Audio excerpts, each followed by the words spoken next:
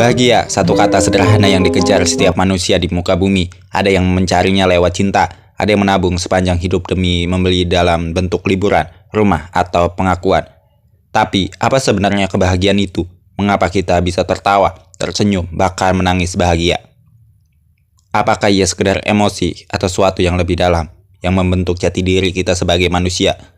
Dalam dokumenter ini, kita akan menyelami ilmu syaraf, psikologi, dan bahkan sejarah untuk menjawab satu pertanyaan sederhana yang menyimpan kompleksitas luar biasa. Kenapa kita merasa bahagia?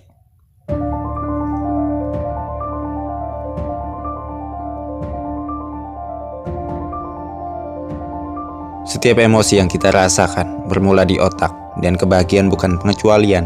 Di balik senyum yang kita tunjukkan, ada tarian rumit zat kimia yang dikenal sebagai neurotransmitter, dopamin, serotonin, oksitosin, dan endorfin, 4 bahan utama dalam resep kebahagiaan.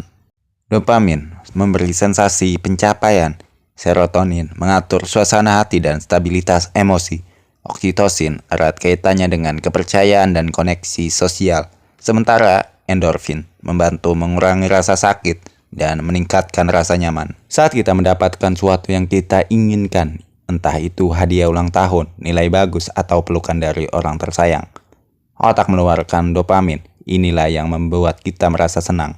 Tapi kebahagiaan dari dopamin sifatnya sesaat. Jika tidak dibarengi dengan koneksi sosial sehat, oksitosin, atau stabilitas psikologis, serotonin, kita bisa jadi kecanduan kebahagiaan semu yang cepat menghilang. Menariknya, otak manusia tidak dirancang untuk bahagia terus-menerus. Evolusi lebih mengutamakan bertahan hidup daripada merasa senang. Itulah mengapa kita seringkali merasa cemas, khawatir, atau tidak puas. Kebahagiaan dalam konteks ini bukanlah tujuan akhir, tapi bonus dari cara kita menjalani hidup.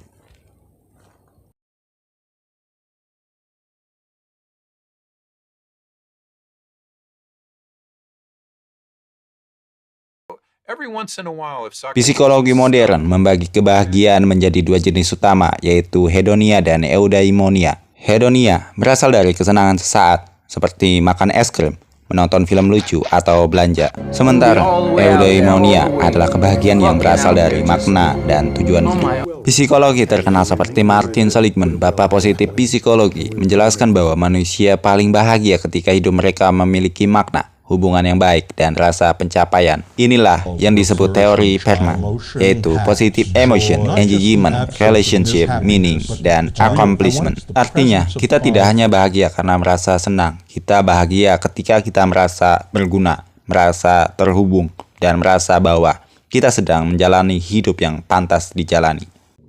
Misalnya, seorang guru bisa merasa bahagia walau tidak berkelimang harta, karena ia tahu hidupnya berdampak bagi murid-muridnya. Seorang ibu mungkin kelelahan, tapi ia merasakan kebahagiaan mendalam saat melihat anaknya tumbuh. Kebahagiaan dalam hal ini bukan soal apa yang kita miliki, tapi apa yang kita rasakan tentang hidup kita. Konsep kebahagiaan berubah-ubah seiring waktu dan budaya. Di Yunani kuno, Aristoteles percaya bahwa kebahagiaan adalah hasil dari menjalani hidup yang baik, sesuai dengan kebijakan moral.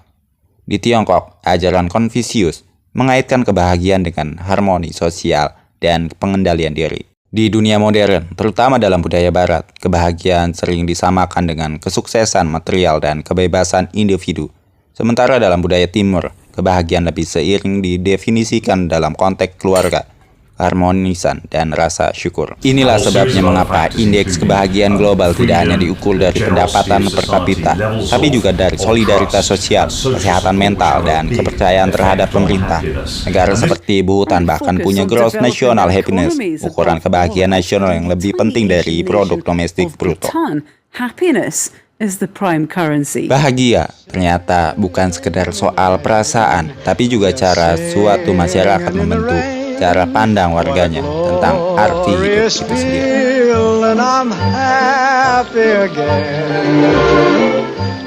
Di era media sosial, kebahagiaan menjadi suatu yang dipamerkan. Foto-foto liburan, pencapaian, senyuman-senyuman hadir dalam filter yang membentuk persepsi bahwa orang lain hidup lebih bahagia dari kita. Ini menciptakan fenomena toxic positivity dan compression anxiety, di mana kita merasa kurang bahagia karena membandingkan hidup kita dengan hidup yang tampak sempurna di layar orang lain. Padahal, riset menunjukkan bahwa kebahagiaan sejati lebih banyak datang dari pengalaman nyata, bukan dari validasi digital. $1.000 hanya dengan mencurahkan 2-3 jam waktu saya untuk trading. Jalan kaki di taman, berbicara dengan teman lama, atau membaca buku favorit.